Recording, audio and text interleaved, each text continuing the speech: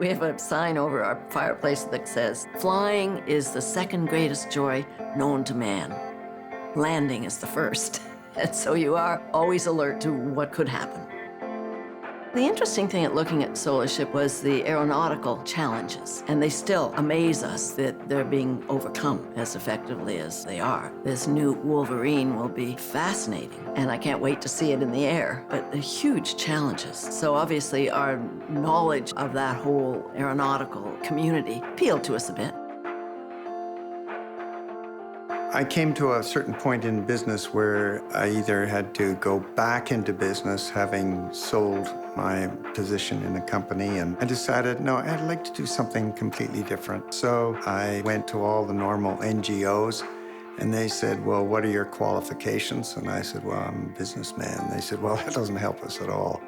We need electricians, doctors, nurses, whatever. But I finally found an organization that ran the Flying Doctors. And that I related to immediately, and they were having a lot of problems with the Flying Doctors. So I said, okay, I'll take it on as a project, try and turn it around.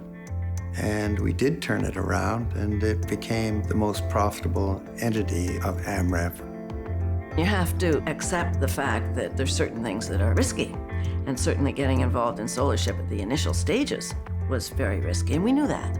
But there was this social overlay to it as an investment that had an appeal for us. I could understand and relate immediately to how this airship could have great applications, both in Africa, but also in north of Canada. I met Jay, who's the CEO, and he was a real force of nature, and I recognized from my experience that he is determined and he has a lot of the qualities that go to make an entrepreneur. And he's attractive, and I thought, okay, I'll back this guy. Probably lose my money, but I'll back him. The word entrepreneur interests me because, in fact, I think a lot of people are claiming to be entrepreneurs who really aren't. They just happen to change jobs or, start something new.